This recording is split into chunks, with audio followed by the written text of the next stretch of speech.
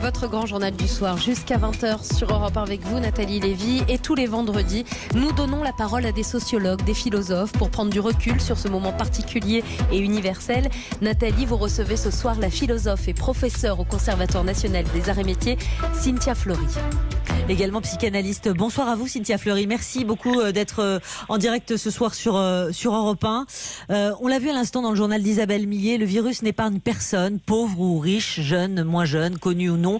Cette nuit, ça peut sembler peut-être un peu décalé, mais cette nuit, c'est l'artiste, le chanteur Christophe qui s'est éteint, la chanson française est en deuil. Ce virus qui frappe tout le monde, peut-il contribuer à relativiser dans la tête des gens, des citoyens, l'idée très répandue des inégalités sociales ?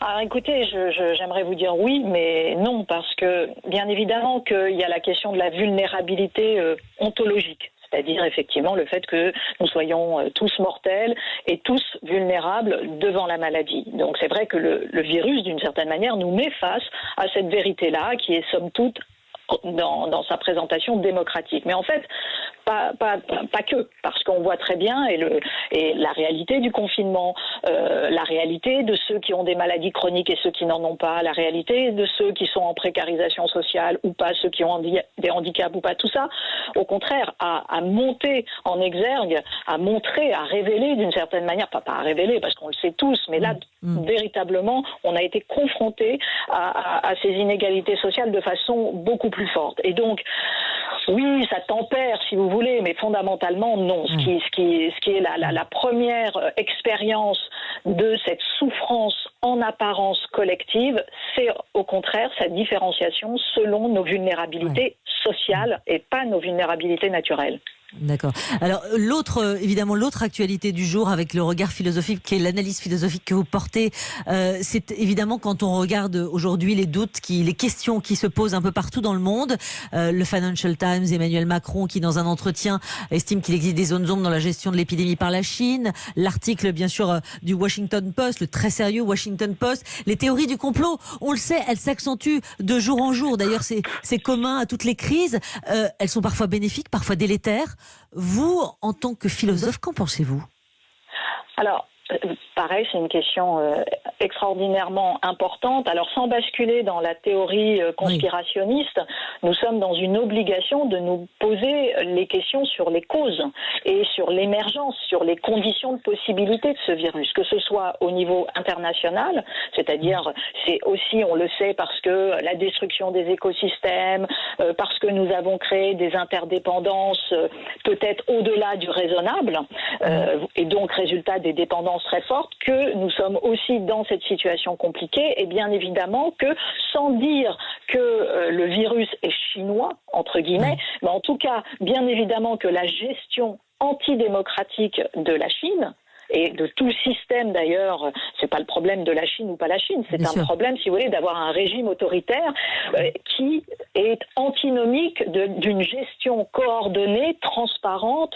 Et c'est pour ça que j'avais véritablement dès le début, et avec tant d'autres d'ailleurs, dit à quel point les valeurs de l'état de droit que souvent on désavoue, qu'on juge, inefficaces, etc., en fait sont les vraies valeurs qui peuvent nous aider à traverser cette crise, parce qu'elles sont basées sur le partage des données, sur la transparence, etc. Alors bien sûr, on le sait avec de l'instrumentalisation, parce que on doit balayer tous devant notre porte sur la question de la transparence. Mais il n'empêche que ce sont ces valeurs-là qui vont aller à bout de l'épidémie. Alors, peut-être évidemment ces valeurs-là et d'autres, parce que la distanciation sociale, on en parle depuis quelques jours maintenant, elle sera sans doute nécessaire jusqu'en 2022, vous l'avez vu, par période selon des chercheurs d'Harvard. Il va donc falloir réinventer nos rapports sociaux. Cynthia Fleury, ça veut dire mettre de la distance partout dans tout ?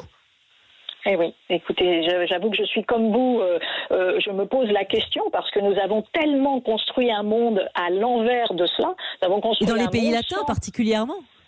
Voilà, sans distanciation sociale et même, alors sans distanciation sociale au niveau même, je dirais, de l'économie, de nos systèmes, des open space, etc., dans le côté très utilitariste, mais vous venez de le rappeler, dans un côté qui n'est pas du tout utilitariste et qui s'appelle simplement notre forme de convivialité, où nous sommes effectivement tactiles, où nous témoignons du respect à l'autre, en le touchant, etc., en lui parlant souvent avec une distance comme ça entre les corps un tout petit peu plus proche, un tout petit peu plus faible que d'autres notre système. Donc oui, il va falloir tout simplement penser cette distanciation sociale et en même temps que cette distanciation sociale, elle ne soit pas ressentie comme un isolement, comme une discrimination, une stigmatisation. On va avoir toute une nouvelle chorégraphie, si j'ose dire, des espaces publics à mettre en place.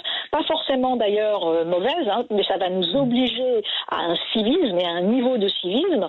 Je dois dire, nous avions depuis longtemps abandonné ce niveau de cynisme avec les formes d'accélération, d'obligation à la performance, de productivisme, etc. Là, tout d'un coup, oui, il va falloir avoir des espaces vitaux comme ça qui nous protègent.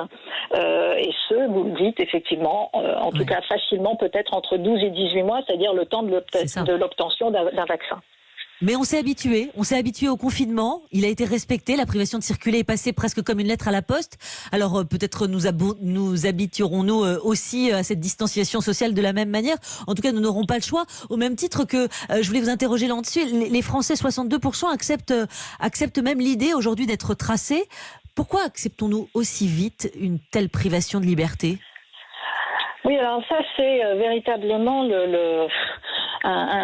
c'est vrai que nous avons une facilité à lâcher nos libertés, tout simplement devant un grand principe de réalité qui s'appelle la survie, et qui je pense qu'en dernière instance, le grand réel de la mort fait peur et puis il y a une espèce de prime sans doute à la technicité, comme si la technicité d'emblée validait son efficience, alors que non, nous n'avons pas encore des retours d'expérience absolus sur l'efficience de tels outils, alors que nous avons quand même des retours d'expérience par l'histoire sur le fait que de rétro-pédaler ensuite sur des libertés qui ont été abandonnées, c'est extrêmement difficile. Donc il va falloir veiller, demander des études, des évaluations très fortes. Il va falloir ensuite, bien évidemment, veiller à sortir le plus tôt possible de l'état d'urgence sanitaire, parce que ça ne doit pas dépasser le raisonnable.